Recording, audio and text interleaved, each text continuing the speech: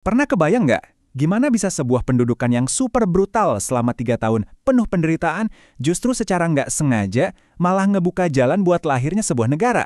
Nah, ini dia paradoks utama yang akan kita bedah sama-sama. Sebuah kisah tentang gimana api penindasan justru menempa fondasi kemerdekaan Indonesia. Oke, coba kita bayangin situasinya ya. Tegang banget loh. Dalam waktu kurang dari 48 jam aja, sebuah kekaisaran besar runtuh. Langsung terjadi kekosongan kekuasaan, dan para pemimpin bangsa malah diculik oleh bangsanya sendiri. Semua ini ngejar satu momen puncak, pagi hari tanggal 17 Agustus. Waktu itu rasanya berjalan cepat banget. Setiap menitnya itu sangat menentukan. Pertanyaannya kedengaran aneh kan? Ngapain coba menculik orang yang paling kita hormati? Tapi justru tindakan drastis inilah yang jadi kunci buat kita ngerti soal konflik, urgensi, dan semangat yang melahirkan Indonesia. Perjalanan kita dimulai dari sini, dari sebuah insiden yang dramatis banget yang terjadi waktu Jakarta masih gelap dan sepi, sebuah peristiwa yang bakal mengubah arah sejarah selamanya yang kita kenal sebagai peristiwa Rengas Dengklok. Tapi jangan salah sangka dulu, ini bukan penculikan biasa. Para penculik ini tuh para pemuda patriotik yang kita kenal sebagai golongan muda. Mereka ini udah gregetan banget sama para senior mereka, golongan tua, ya Soekarno dan Hatta, yang mereka anggap terlalu hati-hati, terlalu main aman. Jadi ini intinya, sebuah benturan generasi yang bahan bakarnya itu semangat revolusi yang membara. Nah, buat ngerti kenapa para pemuda ini bisa senekat itu, kita perlu mundur sedikit ke tahun 1942. Ini adalah masa ketika Jepang datang bukan sebagai penjajah baru, tapi ngakunya sebagai pembebas. Setidaknya ya, itulah citra yang mau mereka bangun. Buat memenangkan hati rakyat Indonesia, Jepang ngeluarin jurus propaganda yang cerdik banget, gerakan 3A.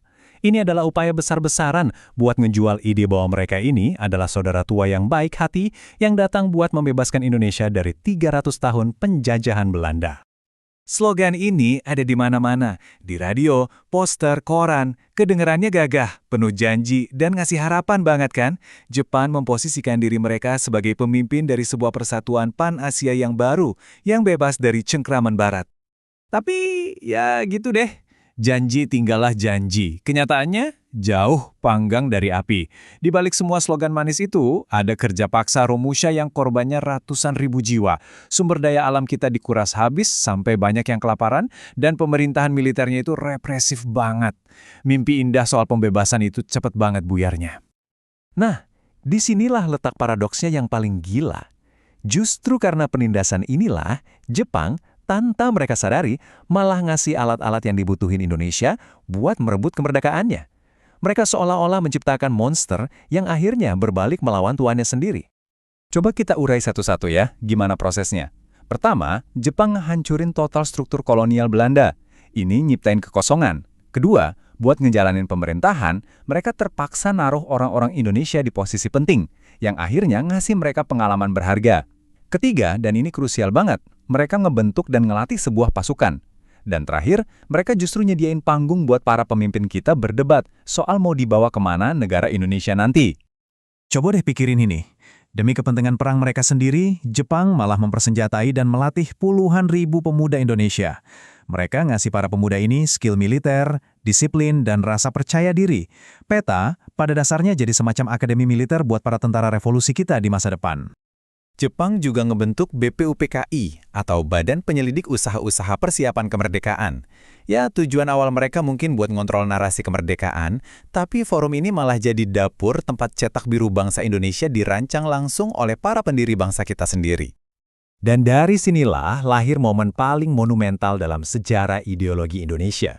Di dalam sebuah komite yang dibentuk oleh Jepang, Soekarno untuk pertama kalinya mengutarakan konsep Pancasila. Ironis banget kan? Pondasi filosofis negara kita justru lahir di forum yang difasilitasi oleh penjajahnya. Oke, sekarang kita balik lagi ke bulan Agustus 1945. Bom atom udah mengubah peta permainan. Cerita kita sekarang masuk ke klimaksnya, di mana setiap jam, bahkan setiap menit, jadi sangat-sangat menentukan. Di tanggal inilah, kabar Jepang menyerah mulai bocor di kalangan para aktivis pemuda lewat siaran radio gelap. Tiba-tiba, gak ada yang berkuasa. Belanda belum balik, Jepang udah kalah. Ini adalah satu-satunya kesempatan emas, sebuah jendela waktu yang sangat sempit buat merebut takdir bangsa sendiri. Nah, disinilah letak masalah utamanya. Golongan tua yang dipimpin Soekarno dan Hatta maunya proklamasi itu dilakukan secara teratur, lewat PPKI, Komite Bentukan Jepang, biar nggak ada pertumpahan darah. Tapi golongan muda ngeliatnya beda. Buat mereka, itu sama aja kayak kemerdekaan dikasih, hadiah dari Jepang.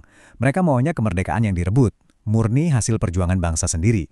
Nah, beda pandangan inilah yang akhirnya jadi pemicu penculikan itu. Sekarang, setelah kita tahu semua konteksnya, yuk kita balik lagi ke Rengas Dengklok dan kita saksikan gimana sebuah bangsa benar-benar ditempa dalam waktu kurang dari 24 jam. Jadi, aksi ini sebetulnya bukan agresi, tapi lebih ke tindakan persuasi yang radikal. Para pemuda membawa Soekarno dan Hatta ke Rengas Dengklok, supaya mereka jauh dari tekanan Jepang, dan untuk meyakinkan mereka, sekaranglah waktunya, rakyat ada di belakang Bapak, pimpin kami. Dan rentetan kejadian setelah itu, wah bener-bener kayak film. Ada negosiasi yang alot banget, sampai ada jaminan nyawa segala, dan akhirnya para pemimpin kita balik ke Jakarta. Uniknya lagi, tahu nggak di mana mereka merumuskan teks proklamasi? Di rumah seorang perwira tinggi Angkatan Laut Jepang yang ternyata simpatik sama perjuangan kita. Jadi bayangin, di tengah malam bulan puasa, saat sahur, sejarah bangsa ini ditulis, diketik, dan disiapkan buat diumumkan ke seluruh dunia. Luar biasa. Sesederhana itu, tapi dampaknya luar biasa kuat. Kalimat pertama ini mengubah segalanya. Ini adalah sebuah deklarasi penentuan nasib sendiri. Sebuah pernyataan bahwa Indonesia bukan lagi objek penjajahan, tapi subjek dari takdirnya sendiri. Jadi mari kita simpulkan lagi paradoks ini.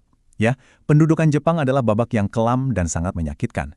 Tapi, secara nggak langsung, masa ini justru menghancurkan struktur kekuasaan Belanda, ngasih pengalaman buat para pemimpin, ngelatih cikal bakal tentara kita, dan yang paling penting, menciptakan rasa persatuan yang lahir dari penderitaan bersama.